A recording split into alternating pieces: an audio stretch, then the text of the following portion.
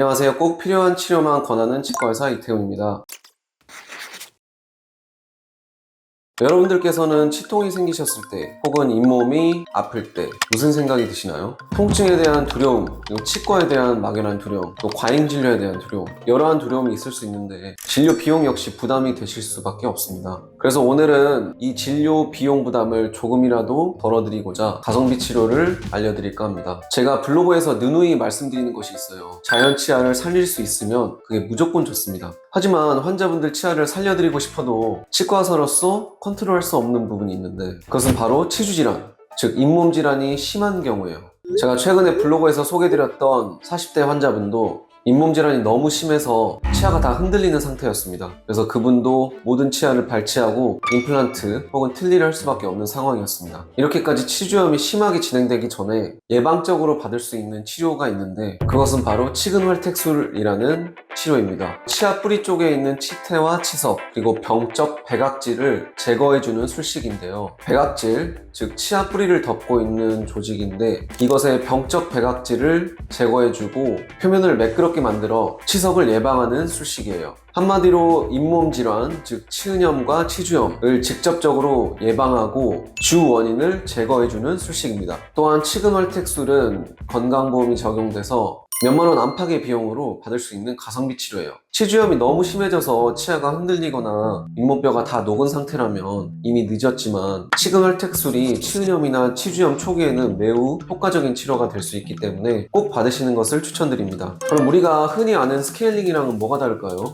스케일링은 치은 연상, 즉 잇몸 위로 붙은 치석과 치태를 제거하는 술식이라면 치근활택술, 영어로는 전문 용어로는 루트 플래닝, 치근, 그러니까 치아 뿌리에 있는 치석과 치태를 제거해주는 술식으로서 스케일링보다는 한 단계 위, 즉 조금 더 침습적인 술식이라고 할 수 있습니다. 치아 뿌리, 치근을 활택, 매끄럽게 한다는 술식이죠. 치료의 골든타임만 놓치지 않는다면 이러한 몇만 원대의 비용으로 수백만 원을 호가할 수 있는 임플란트 치료를 예방할 수 있으니 정말 가성비 치료라고 할 수 있겠죠. 이쯤 되면 아마 여러분께서는 이게 아플까? 라는 의문이 드실 수도 있는데 그렇게 깊지 않다면 마취 없이 살살 진행할 수도 있고 너무 깊다면 마취 후에 진행할 수도 있기 때문에 크게 걱정 안 하셔도 됩니다. 그러면 몇몇 분들께서는 치과 경험이 많으신 분들께서는 궁금점이 드실 수도 있습니다. 치과 갔더니 잇몸 치료 받으라고 해서 마취하고 긁어낸 것 같은데 그게 지금 선생님께서 말씀하시는 치근활택술이랑 다른가요? 라고 말씀하실 수 있습니다. 치과 의사들에게 잇몸 치료는 크게 세 가지 단계로 나눌 수 있는데 첫 번째는 스케일링, 그리고 두 번째는 치근활택술, 제가 방금 말씀드린 오늘 이 영상의 주제가 치근활택술입니다. 그리고 세 번째는 큐렛, 조금 더 침습적인 방법으로서 마취 후 잇몸 치료를 하는 것인데 아마 이 세 번째 단계의 치료를 받으신 분들이 많으실 거예요. 그분들은 이미 치주염 상태가 중증으로 넘어가서 치아 뿌리 옆에 치석이 덕지덕지 달라붙어 있거나 아니면 잇몸뼈가 많이 내려가신 상태일 겁니다.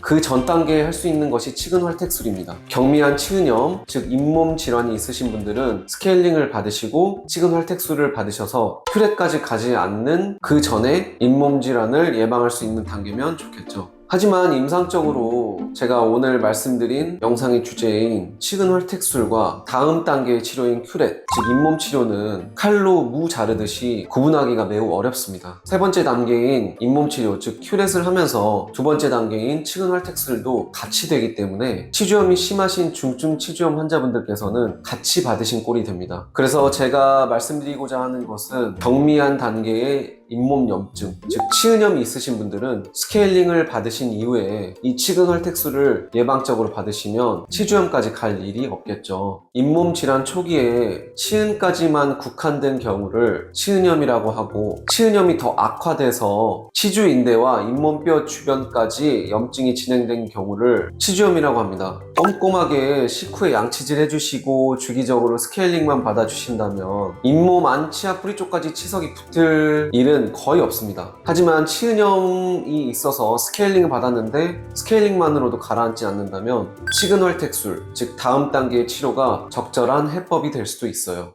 이렇게 오늘 영상의 주제인 치근활택술이 아무래도 스케일링과 잇몸 치료, 그러니까 마지막 단계 잇몸 치료인 큐렛, 치주소파술 사이에 있는 치료이다 보니 많은 분들이 헷갈리실 수도 있는데, 이는 의사 판단하에 정확한 진단이 있다면 충분히 치주염까지 가기 전에 받아보실 수 있는 예방적인 치료가 될 수 있습니다. 하지만 이로도 잇몸 염증이 가라앉지 않고 더 치주염이 진행된다면 아까 말씀드린 바와 같이 최종적인 잇몸 치료인 큐렛, 즉 치주소파술까지 해볼 수 있습니다. 오늘은 잇몸 치료의 최종 단계인 큐렛, 즉 치주소파술 전에 받을 수 있는 치근 활택술에 대해서 알아보았습니다. 더 궁금하신 사항이 있으시다면 댓글로 남겨주시거나 톡톡으로 문의 주시면 답변 드리겠습니다. 감사합니다.